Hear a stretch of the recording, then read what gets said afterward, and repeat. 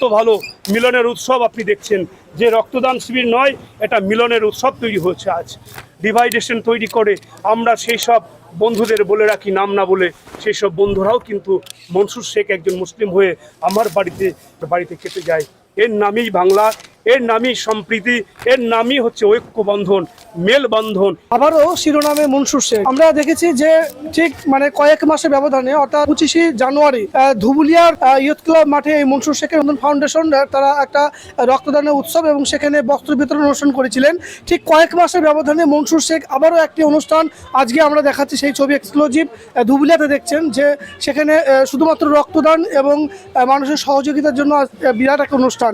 এবং সেই অনুষ্ঠানে মনসুর শেখের আজকে যে অনুষ্ঠান, সেই অনুষ্ঠানের উপস্থিত ছিলেন অনুষ্ঠান উদ্বোধন করতে এলাকার বর্তমান যিনি বিধায়ক ছিলেন, বর্তমানে এখন তৃণমূল কংগ্রেস যিনি প্রার্থী উজ্জ্বল বিশ্বাস, তার হাত ধরেই কিন্তু আজকের এই অনুষ্ঠানের শুভ উদ্বোধনী হয়। মনসুর শেখের তিনি এই অনুষ্ঠানের প্রথম ডোনার ছিলেন, অর্থাৎ তিনি প্রথম রক্ত দেন এবং তারপর তার হাত ধরেই আজকের এই রক্তদান অনুষ্ঠান শুরু হয়। এবং এই রক্তদান অনুষ্ঠানের পর মনসুর শেখ অর্থাৎ মানববন্ধন ফাউন্ডেশন যিনি চেয়ারম্যান, তিনি কি বলছেন চলুন একবার মনসুর শেখের বক্তব্যটা শুনে নেওয়া যাক। আজকের এই অনুষ্ঠান সম্বন্ধে তার কি বক্তব্য?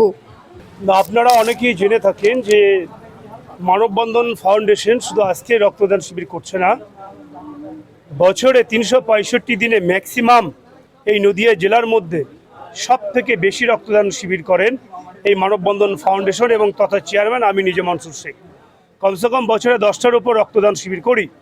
কিন্তু পবিত্র রমজান মাস গেছে, অনেকেই ওই একটা মাস কেউ রক্ত খুব কম দেয়, তার পরপরই নির্বাচনী ঘন্টা বেজে গেছে, সকলে নির্বাচন নিয়ে ব্যস্ত।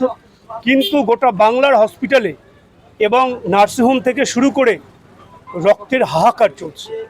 এবং নার্সিংহোম সরকারি হসপিটাল থেকে আমাকে 3-4 দিন আগে ফোন করে যে আপনি তো লাগাতার রক্তদান শিবির করেন, কিন্তু আমরা কিন্তু রক্তের কোনোভাবেই সাপ্লাই দিতে পারছি না। অনেক রুগী হসপিটালের বেডে শুয়ে কান্না করছে রক্তের অভাবে।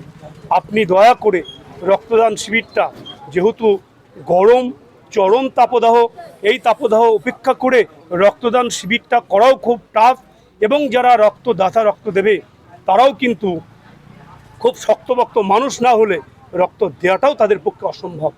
তাই আমি হসপিটালের কথা মতো 3-4 দিন আগে থেকে সিদ্ধান্ত নিই যে মানুষের শরীরে রক্ত থাকবে এবং একটা পরিবারের মানুষ সে হসপিটালে রক্তের অভাবে মারা যাবে। এ কোন সমাজে বাস করছি আমরা, কোন মানুষ? আমার বিবেকে সাড়া দেয়। তখন আমার যারা শুভাকাঙ্ক্ষী রয়েছে, পলিটিক্যাল এবং নন পলিটিক্যাল যারা লোকজন রয়েছে, সবার সঙ্গে আলোচনা করি এবং এক বাক্যে সহমত দেয়।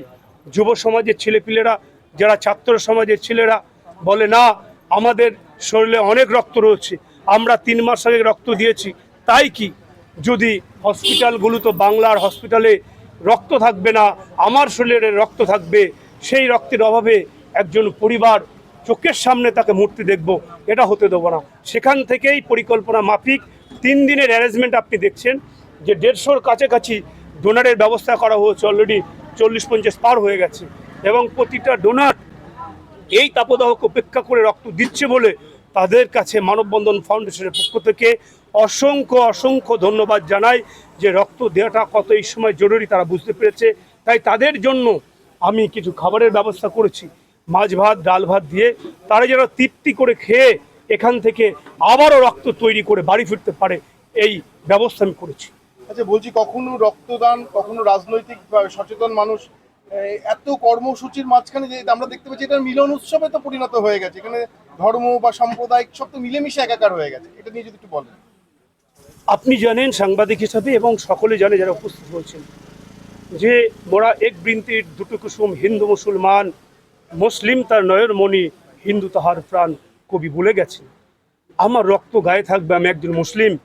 আমার চোখের সামনে হসপিটালে ভর্তি একজন হিন্দু ভাই, সে চোখের সামনে রক্তের অভাবে মারা যাবে, আর একজন মুসলিম হয়ে এটা আমি দাঁড়িয়ে উপলব্ধি করব, এটা কোনোদিন মনসুর শেখ থাকতে, মনসুর শেখের গোটা টিম থাকতে এই বাংলায়, বিশেষ করে কৃষ্ণনগর 2 নম্বর ব্লক তথা নদিয়াতে আমরা হতে দেব না। তাই আমরা চেষ্টা করেছি এবং অসংখ্য হিন্দু ভাই রয়েছে। আমার অঞ্চল সভাপতি ধুবুলিয়া 2 নম্বর ব্লক, এই 2 নম্বর অঞ্চল, কল্যাণদা আমার ডাকে সাড়া দিয়েছে যে না, রক্তদান শিবির এখানে থাকার দরকার।